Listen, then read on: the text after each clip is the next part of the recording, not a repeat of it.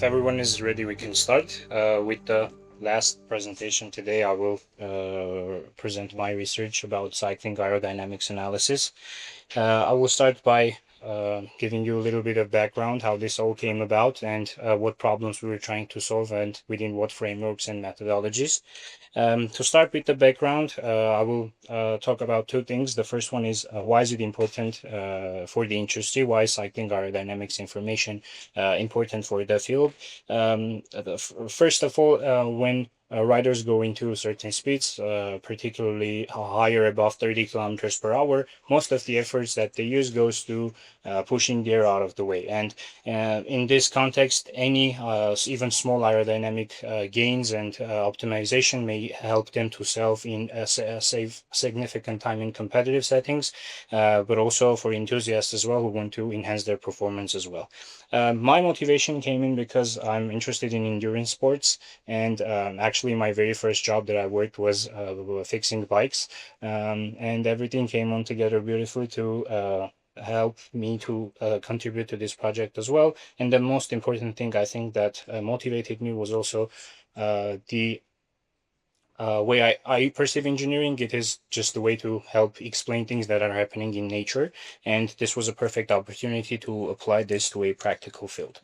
The general problem that we're trying to solve is to, of course, enhance performance of the cyclists, but also these intermediate three problems we're aimed to solve. Which one? First of all, the first problem was offering an alternative to high-cost wind tunnels, which are the common practice for aerodynamic analysis, and also integrate real-world validation to the study as well, and also add an intermediary step of coming up with a CAD model of the scan to also make the workflow reusable and not have to go into entire process every single time. The overall framework was to build a realistic digital cyclist model and simulate that model using CFD, and also validate those results in real track testings.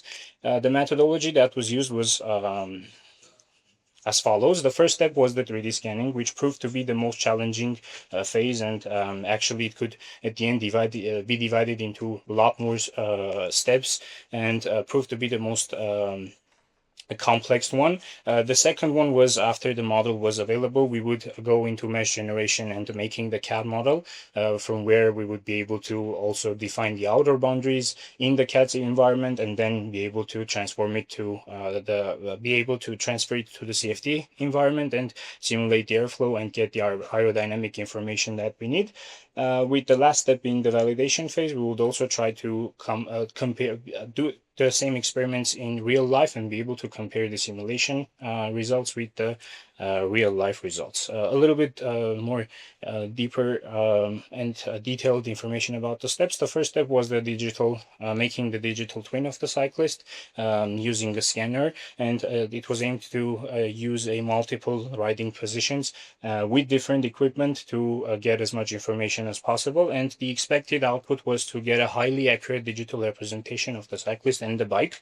The next part was when this post-processing of the scan data was done, we would be able to make the 3D mesh out of that scan, and also make the 3D model out of it in the CAD environment, to then be able to reuse that model and modify the model, not do the whole scans once again, to generate different meshes for different positions and setups.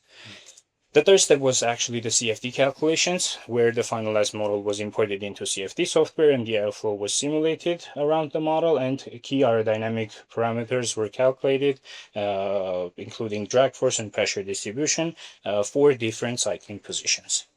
And the last step was going to be the field testing and validation, as I already talked about it. The tests were going to be conducted in controlled conditions, trying to achieve the same power, the same speed, and the same track length to control and get as much compact information as possible, and try to achieve an acceptable threshold with the comparison of the model. Validating the accuracy of the simulation model, starting from where we can only lean on the model to use it. Now, about the results and the discussions and what we were able to achieve. again, the velodrome, the real track testing was only going to be available for us from March. That's why we started with the mock model, and we scanned the human and tried to test the whole pipeline with that model. And then I will talk about the actual scanner that we used and what limitations we faced, and what alternatives we tried to come up with.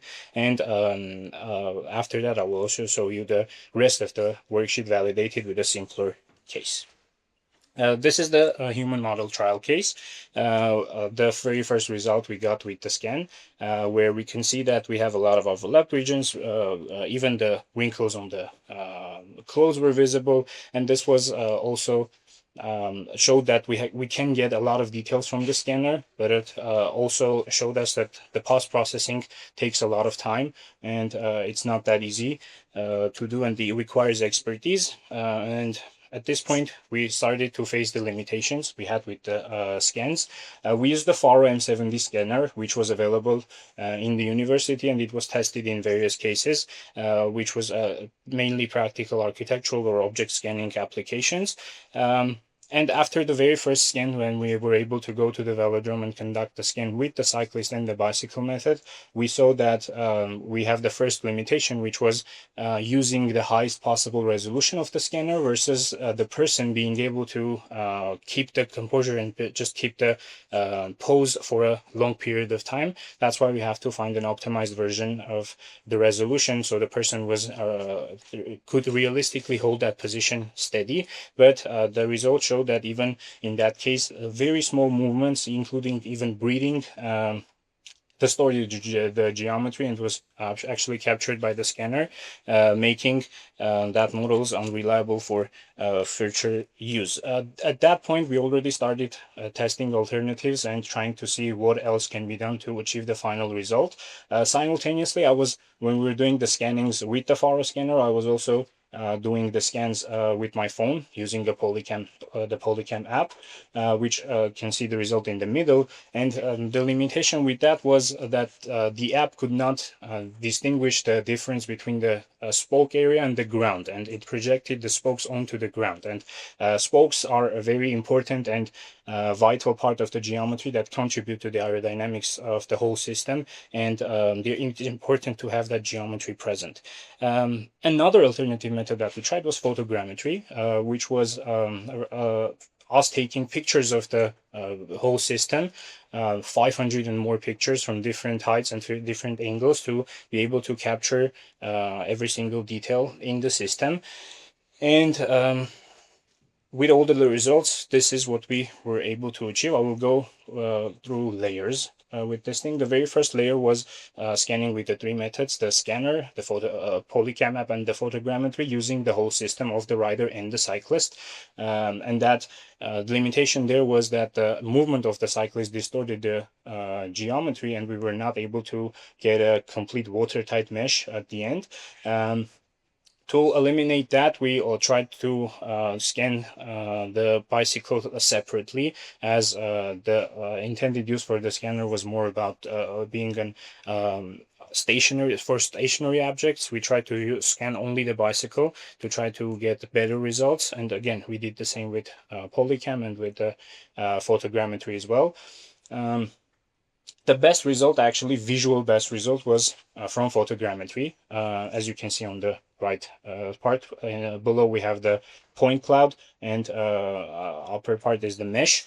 The problem with photogrammetry is that even though it visually gives you better details, it doesn't give you the actual scale and the dimensions of the model. And we were not able to, in that sense, also achieve a ready model to go through with the rest of the capstone.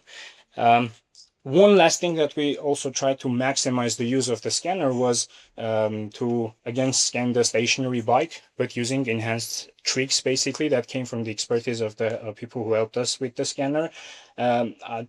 To explain this, I will quickly explain how the scanner works. It's a device that fires a laser beam, and a rotating reflexive mirror is basically distributing that beam throughout the room and catching all those points, eventually giving us a point cloud. Even though if you want to, for example, scan only this table, you have to scan the whole room and then clean up everything else to just have the table. But that also contributes to the error of the accuracy, for example, for this table. To eliminate that, what we did is we first started with different positions. We started to run a low resolution scan just to identify the angle that for example, this table, and in this case, this bicycle took up in that room. And then we ran a much higher resolution scan that was reasonable within these settings, comparing the datasheet and the actual settings that are shown now there. We did 4 high resolution scans from different angles to try to achieve as much detail as possible. And these 2x, 3x, 4x actual sessions show us that each point from the scanner is checked and tested 4 times. We actually used 4x, and it didn't make sense to go higher in resolution because the scans would take like hours from each position. And after discussing with the professionals, we understood that in terms of results, it wouldn't give us anything more than we could have achieved. And the top left picture is actually the very last scan that we had. The problem are also with reflexive coverings as well, but we tried to eliminate that by applying chalk on the materials that were reflective. But at the end, again, the spokes and the small geometries around the pedals were not fully visible, and those are also things that are very important for contributions. And after discussing with the expert, we came to the conclusion that this first part is actually achievable, but definitely, first of all, it is not a one-man job and it requires a lot of expertise.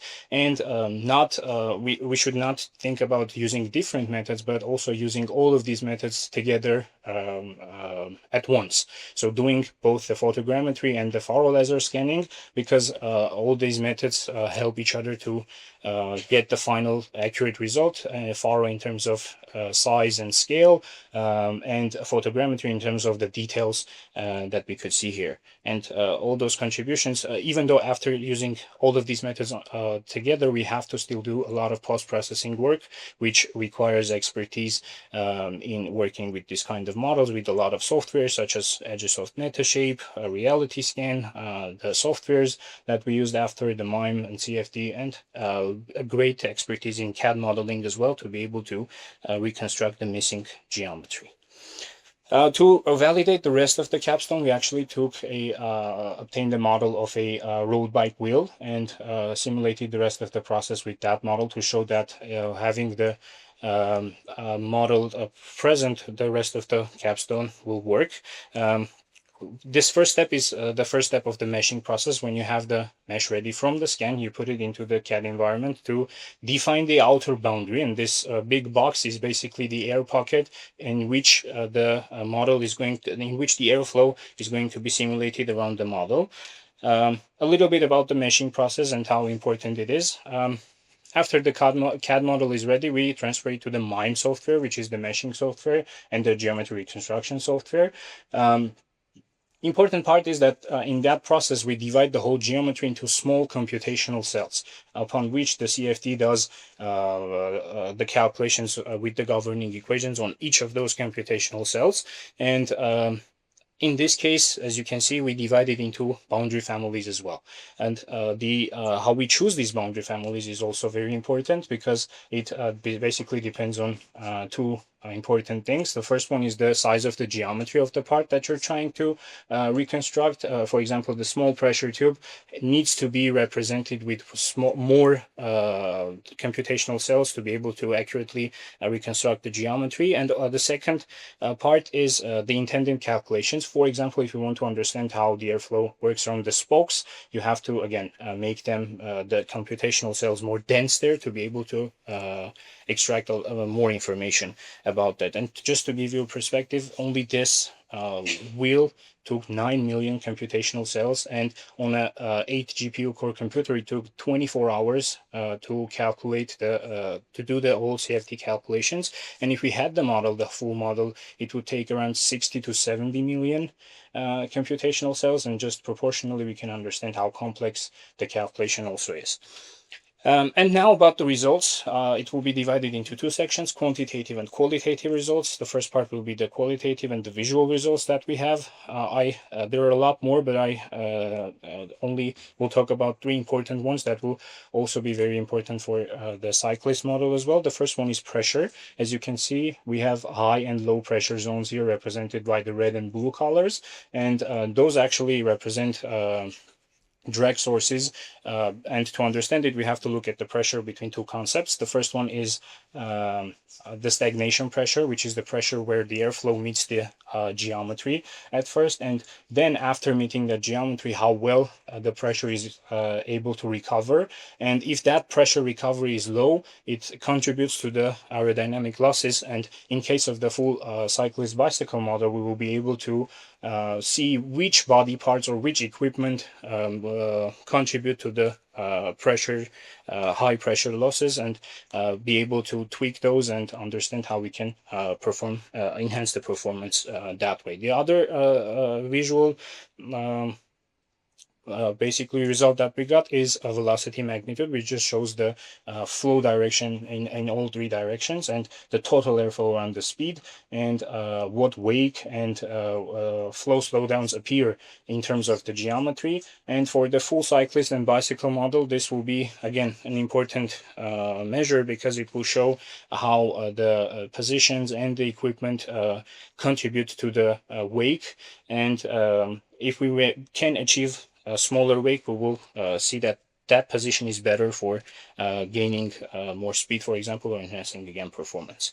And the last part is the turbulent to laminar viscosity ratio, which just shows in general how the airflow is around the object, and how the intensity of the wakes are because of this geometry, and how turbulent the flow is. As you can see, in this case we have the turbulence right below the wheel, and trying to make this ratio smaller will actually help us to again have gains in aerodynamic components. The last important quantitative measure was the CDA result, which this is the convergence of the drag force calculation, which is around 0.2955.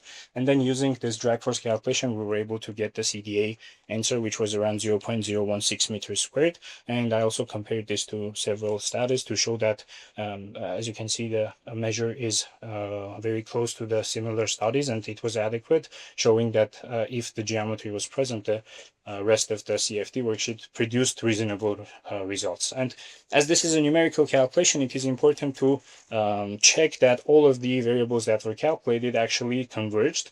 And this is done by looking at the residual plots, and as you can see, all of these calculations converged at with the accuracy of the fifth or sixth decimal place. But this does not mean that the result that we got is actually reasonable. This is just a proof that the numerical calculations was carried on rightly. To understand if the numbers make sense, we have to go back to the entries and the definitions of the surroundings and everything else to understand if the number was reasonable. And just to try to conclude everything that I presented here, the initial planning stage included to obtaining the full cyclist and bicycle model, and we were expected to also get the watertight 3D model out of it, and then run the CFD calculations, which then would be validated in the field. But as I already presented, it was discovered that the scanning phase was much more complicated than we expected, and included a lot more expertise to be achieved. But I think this is a great starting point for future work, because the rest of the capstone is actually working, and someone coming in and trying to, with the team, of course, trying to solve this first part will result in a great project, because this is actually very applicable, as we found out going into the velodrome, and everyone that was seeing us doing the work, the kids and everyone, they were very interested, and already had ideas of what they can test, what we can scan for them to understand whether those equipment or those body positions were aerodynamically stable and efficient or no. Thank you. And I think a lot alternative ways can be done for the first step as well. One that we discussed was not by scanning, but also trying to obtain the geometry of the model and scan just the person and try to combine those methods. But one more working method is just, as I said, to combine everything that we did and so with some post-processing, obtain the watertight model of the full cyclist and bicycle system. At the end, I would like to, these are all the references, but I would like to thank everyone who contributed to the project because first of all my supervisors and then the Armenian Cycling Federation, because this was a collaboration with them and they were very kind enough to help us and give us space and equipment to test and scan, and also to the professionals, Ovanes, Alexei, that help us with the scanner and all the post-processing compared with that. Thank you, and I will be happy to answer any questions that you might have.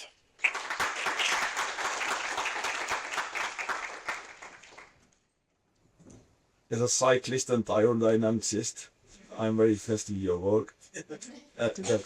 Yeah, both.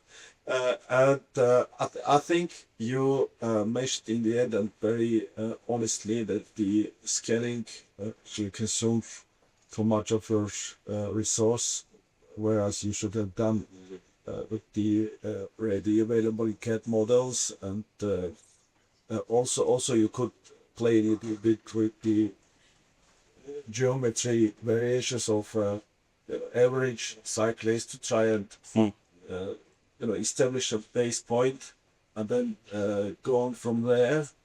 But overall, well, it's a very everyday problem for every cyclist, because when we cycle, we constantly feel the air drag, and everyone tries to distinctively obtain a efficient position. But competitive pass, they cyclists as well. But I think you have to continue this work, because it's an open field. It's an open field, especially with a lot of equipment being optimized, with the bicycles being optimized. A lot of work can be done here. Yes, chain drives are being changed with the gear drives, etc. A lot of work is there for you to continue this study. Very well done. Thank you. Thank you. I have some questions. Yes. First, I wonder why Armenian Cyclist Association is interested in this result. Because in competitions, it is important to make as much of the performance enhanced as possible, because those aerodynamic gains that you get give you efficiencies in time. And in those competitions, it is understandable, but what will they change having this result? Optimize their results, basically. And yes, to understand their equipment, how it works, how cyclists can make their positions better, and etc. Okay. Second, again, it is not clear why to spend this much time on the scanning, digitizing, when there are software with mannequin design where you can create any posture you want. And there is a cryoparametric with the mannequin design. They have even Japanese mannequins. They have Dutch mannequins with the different heights, and you can create any posture because there are as many joints as in human being. So why you spend so much time? Because it was meant to be personalized for the riders at the association, at the cycling federation, and there are different age groups with different equipment, with different skin suits, and in that case, those mannequins wouldn't work because there are specificities that those mannequins don't have, and being able to have and produce a method, a model using scanning, we could just personalize it for every single person and get more accurate results rather than just using general models and understanding how can they contribute to overall performance. If I may, Sarkis, to answer that question, because I was part of the problem statement definition team. Our team, Tri Club Yerevan, each of us cyclists spent like 4 hours in average per person. Multiple times to tune our bikes and our positions to be able to be Efficient. put their aerodynamics. Right now in Armenia, that's done manually. It's expensive. The idea was to replace the how do you call it? Wind tunnel or manual testing with the software. Of course, we didn't achieve the results, but the demand is there. Okay, and the last one, what software? CFD software. CFD++. CFD plus plus. Yes.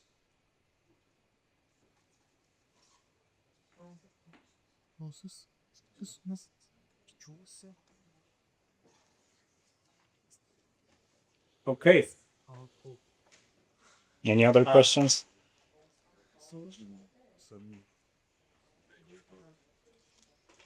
Great job. Good job, everyone. Ocean, do you have anything to add? Ocean, we scheduled in a way so that I vote for the mannequin. Okay, vote for I was on the In order for this project to work, we need a much more detailed version of the geometry that doesn't change from scan to scan. Meaning, each time that we scan, get a different set of spin. We get a different, yields and so on. And in order to get a drag delta, it's almost impossible to do that. So Sarkis is right. I think the way to do this is to actually find the geometries, CAD geometries of the bikes that are being used and mimic the gestures of the riders using a mannequin.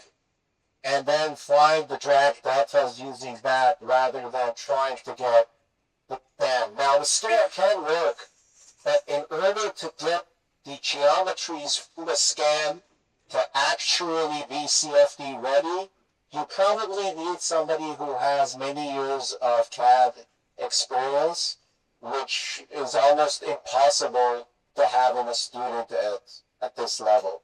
So it requires a lot of expertise in all the different stages, and I think starting from a viable CAD is probably a much faster and viable process. Thank you, Ocean. Thanks, Yoshi.